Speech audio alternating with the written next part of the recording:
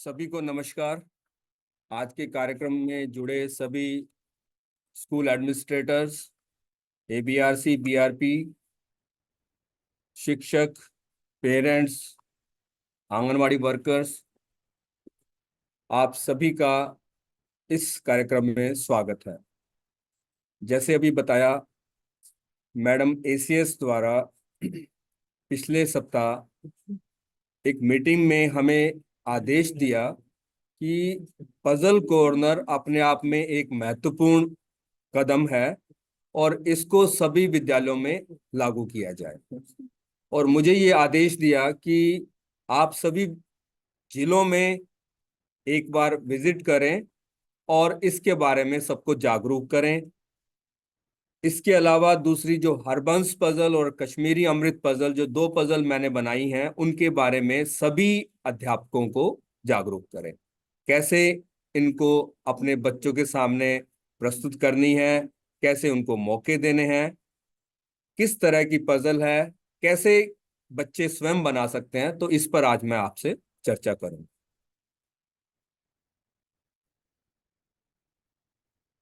नौ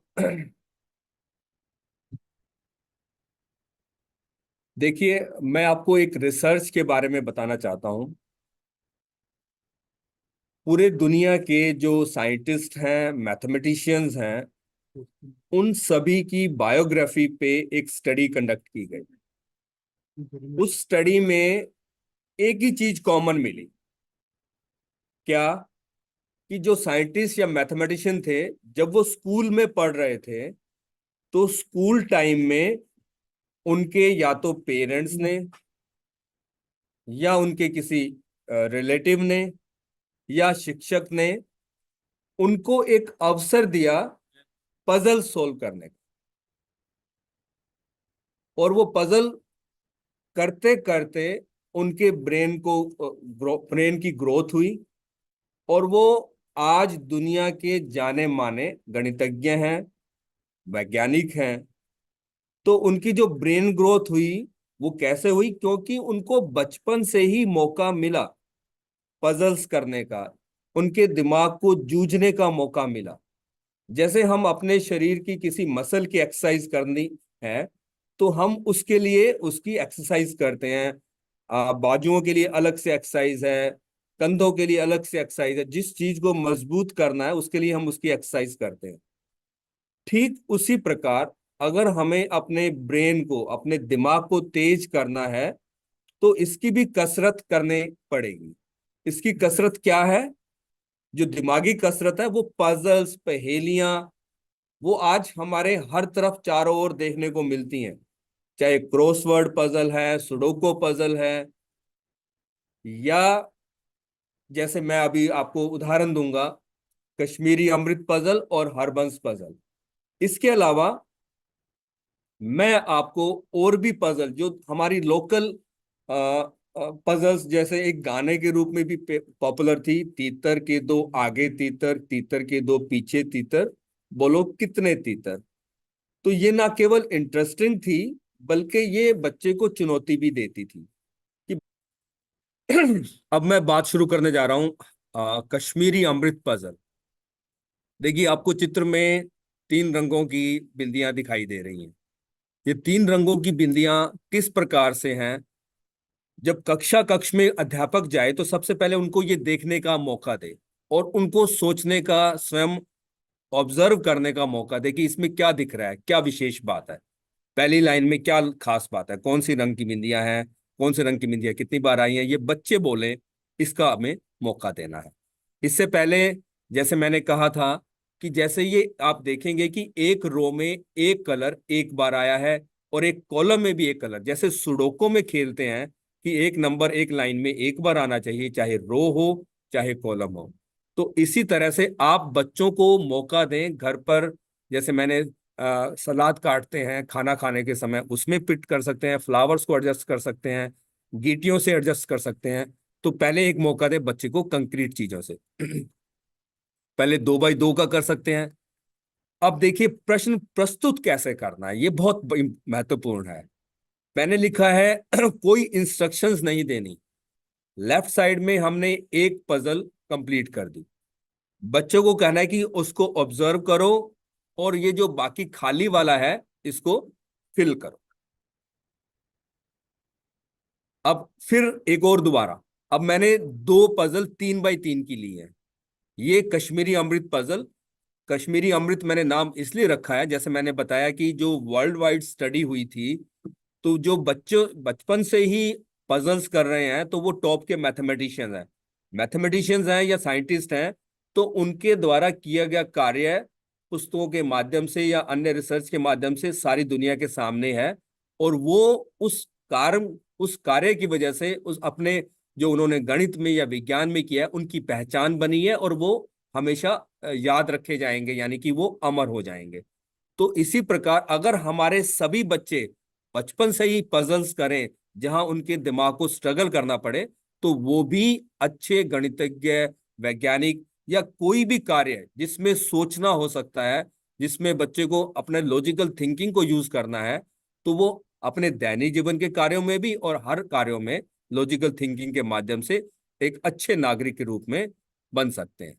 तो देखिए प्रश्न कैसे प्रस्तुत करना है। तो मैंने लेफ्ट साइड में दो पजल सोल्व करके दी हैं, एडजस्ट करके दी हैं कि 3 गीटियां हैं, या कलर करके दे सकते हैं या आप गीटियां रख के दे सकते हैं। अब बच्चे को कहना है कि भाई आप इसको भरो, ऑब्जर्व करो और भरो। इसी तरह से जैसे मैंने वहां कलर कराया है, यहाँ कलर के अल्फाबेट से भी आप उनको प्रैक्टिस करने की दे सकते हैं कि B, R और G 3 अल्फाबेट्स हैं। इसको भी आप जैसे कलर को ऑब्जर्व किया है उसी पैटर्न में आप कोई भी एक पैटर्न इसके अंदर फिल करें। लेफ्ट साइड में एक पैटर्न दिया हुआ है, इसको ऑब्जर्व करो और राइट साइड में फिल करो।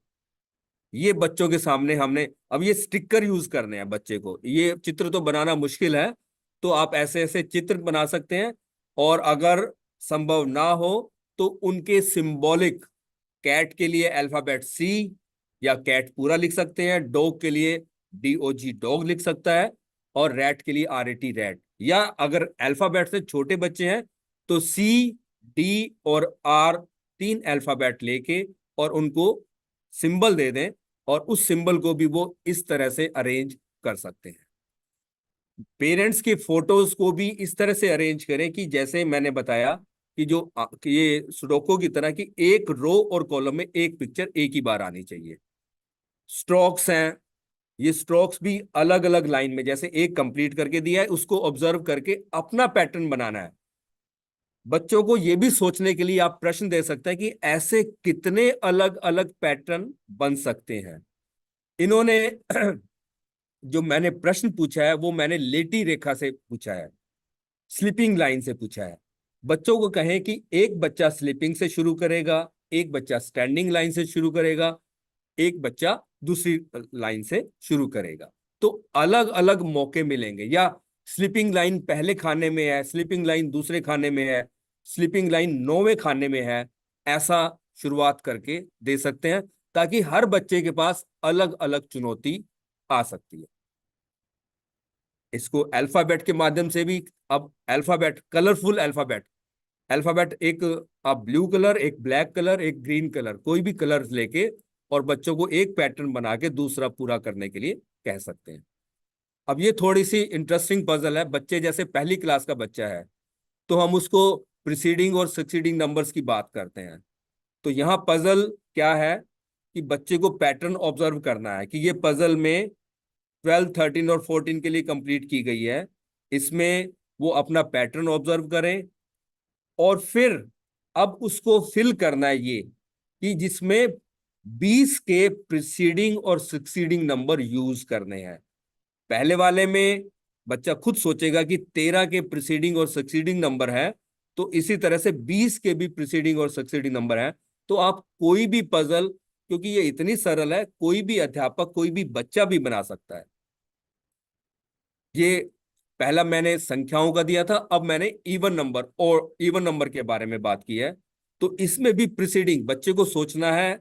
दो हमने एग्जाम्पल दे दिए, उन दोनों को सोच ले, देख ले, और उसके बाद स्वयं एक पहले तो नंबर सोचने हैं कि कौन से दो नंबर आएंगे, एक नंबर दिया हुआ है 20, बाकी दो नंबर इस 20 के प्रीसीडिंग और सक्सीडिंग कौन से दो नंबर हैं, फिर उनको इन खानों में इस तरह से भरना है कि कोई भी नंबर रिपीट ना हो। अल्फाबेट्स को भी रिपीट इसी तरह से कर सकते हैं, नंबर्स को कर सकते हैं, नंबर नेस्ट को दिखाने के लिए नंबर कार्ड ले सकते हैं। बच्चे को पास अगर लिखना नहीं आ रहा तो नंबर कार्ड दे सकते हैं, 1 डॉट वाला, 2 डॉट वाला और 3 डॉट वाला। अगर बच्चे लिख सकते हैं तो लिखने के लिए दें, अगर लिख नहीं सकते, छोटे बच्चे हैं, तो कार्ड के थ्रू दे सकते हैं।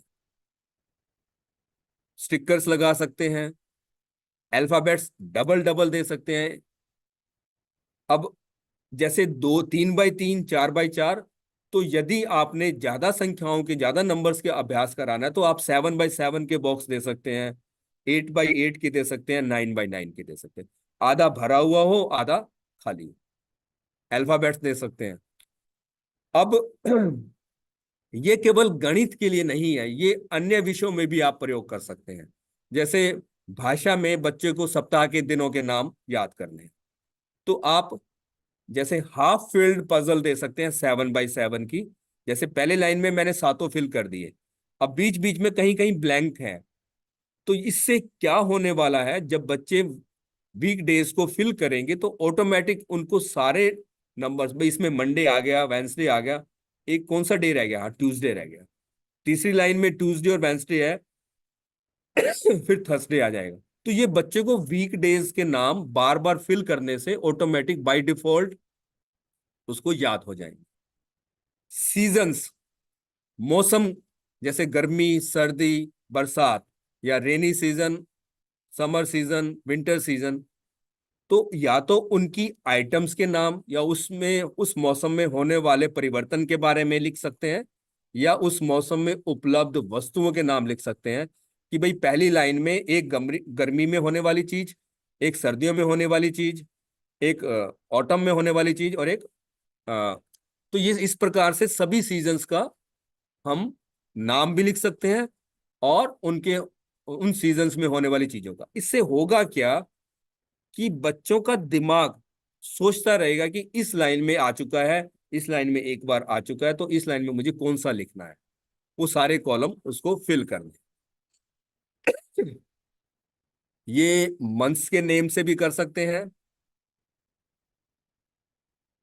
अब मैथमेटिक्स में जब तीसरी चौथी पांचवी में या छठी में भी आप देख सकते हैं बच्चों को कोणों के प्रकार आपने हाफ फिल करके दे दिया और आधों के चित्र बनाए, आधों के चित्र नहीं बनाए। जैसे ऑब्ट्यूस एंगल का मैंने चित्र नहीं बनाया, सॉरी ऑब्ट्यूस का बनाया, एक्यूट एंगल वाला चित्र नहीं बनाया, और कंप्लीट एंगल का मैंने बना दिया। तो आप इन चारों चित्रों के बारे में बच्चों को बनाने के लिए कह सकते हैं कि राइट एंगल का अगर एक चित्र बनाए उसमें खाने में, या उसको शब्दों में लिखें। तो दोनों प्रकार से आप ये पजल दे सकते हैं, केवल चित्र बनाने के लिए कह सकते हैं, लेकिन वो पहेली जो कश्मीरी अमृत के नाम से है कि इसमें उसको एक लाइन में एक चीज एक ही बार आए, ये बार बार उसको सोचना पड़ता है। ट्राइंगल, जैसे scalene triangle, acute angle triangle, obtuse triangle, या राइट एंगल ट्राइंगल, तो ये चारों प्रकार की ट्राइंगल इन पर दे सकते हैं पजल, ताकि बच्चे इनसे भी पॉपुलर हो जाएं, इनके बारे में भी जान लें। या आप इक्विलेटरल ट्राइंगल, आइसोसेलेस ट्राइंगल उनकी बना सकते हैं। तो अलग अलग त्रिभुजों के चित्र भी बनवा सकते हैं, उनके नाम भी लिख सकते हैं।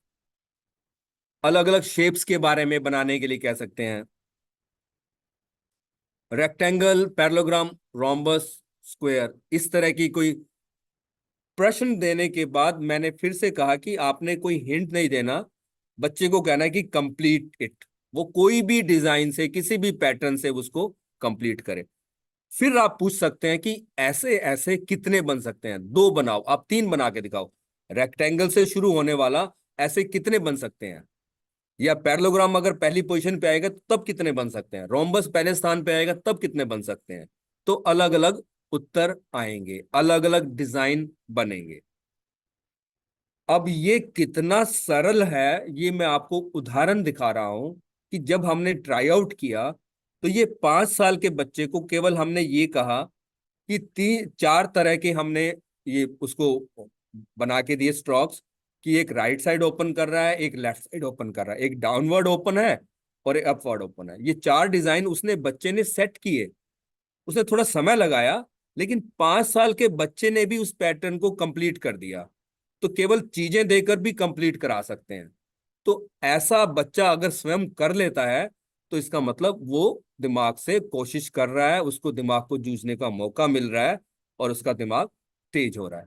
और अगर बच्चों का दिमाग तेज हो जाएगा, तो बाकी सारे कंसेप्ट्स, बाकी सारी चीजें जो हम क्लास में डील कर रहे हैं, वो बड़े कंफर्टेबली उनको समझ भी सकेंगे और उनको लर्न भी कर सकेंगे। ये बिल्कुल सुडोको का मैंने उदाहरण लिया है। जो मैंने आपको आज कश्मीरी अमृत के बारे में बताया है, ये सुडोको से मैंने सीखा है।